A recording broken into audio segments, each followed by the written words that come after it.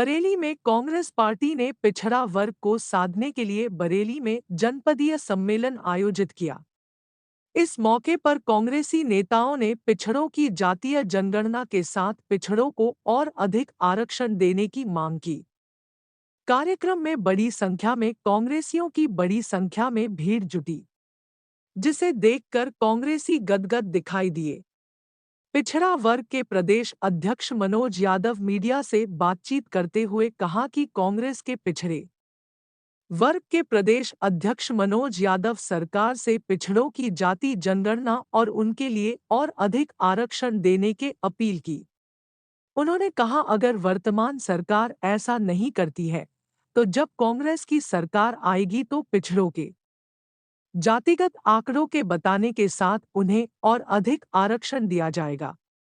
मनोज यादव ने यह भी कहा कि हाल में महिला को दिए आरक्षण में भी पिछड़ों को आरक्षण दिया जाए ताकि उन्हें भी अपनी देश में भागीदारी का हिस्सा मिल सके।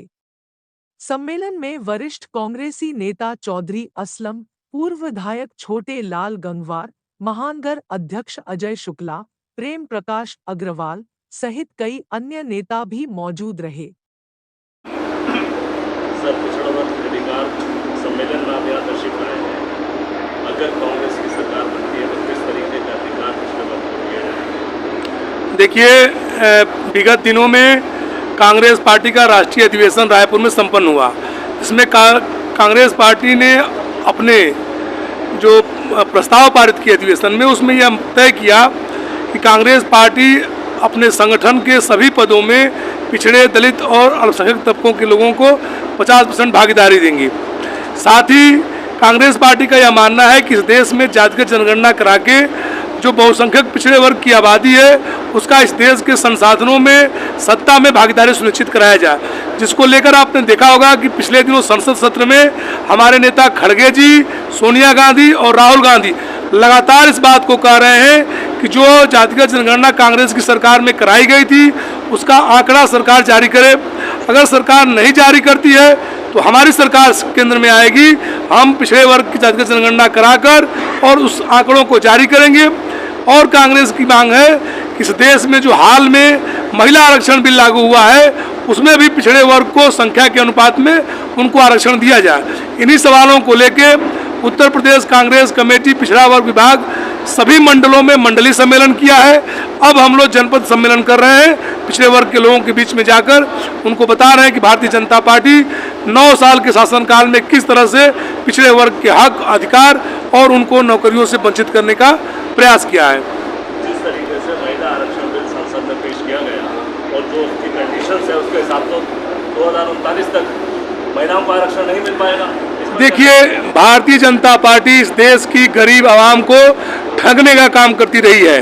भारतीय जनता पार्टी उत्तर प्रदेश में पिछड़ों का वोट उनकी जातियों के मुख्यमंत्री बनाने के नाम पर लिया था, लेकिन 7 सालों से इस देश में किसी अन्य को मुख्यमंत्री बनाया। उत्तर प्रदेश ही नहीं, पूरे देश में, जैसा कि राहुल जी ने यह सवाल उठाया कि केंद्रीय सचिवालय में 90 सचिव हैं जो ये तय करते हैं इस देश में कि किसके हक में फैसले लिए जाएं। उन सचिवों में मात्र 3% ओबीसी वर्ग के आते हैं और जो 5% सिर्फ बजट को कंट्रोल करते हैं। तो भारतीय जनता पार्टी जो कहती है वो कतई नहीं करती है। महिला आरक्षण बिल को अगर उनको लागू करना था तो अभी तत्काल लागू करना था। आप उसको कह रहे हैं कि जनगणना कराएंगे, उसके बाद लागू करेंगे, परिसीमन होगा सीटों का तब करेंगे।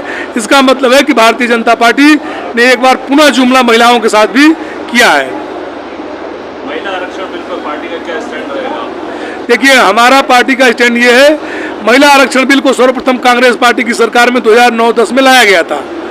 उसके बाद विभिन्न परिस्थितियां उत्पन्न हुई, उस समय लागू नहीं हो पाया।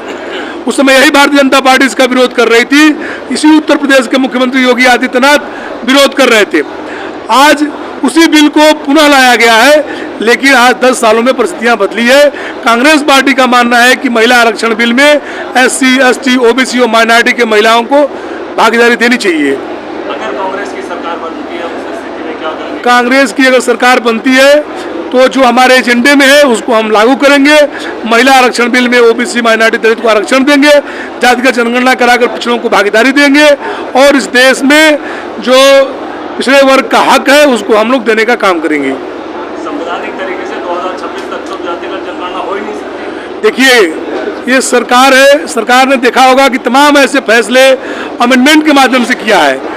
होना तो अलबत्ता चाहिए था 2011 से 12 के बीच में, 2021 से 22 के बीच में, लेकिन कोविड का हवाला देकर मोदी सरकार भाग रही है। आने वाले दिनों में जातिगत जनगणना कराना बहुत जरूरी है। अगर जातिगत जनगणना नहीं कराएंगे तो यह पता ही नहीं चल पाएगा कि समाज की सामाजिक स्थिति कैसी है, आर्थिक और राजनीतिक स्थिति कैसी है, और इस देश में लोगों की व्यवस्था करने के लिए हमारे पास कोई आंकड़े नहीं होंगे। तो हमारी मांग भी है कि तत्काल जनगणना भी कराई जाए।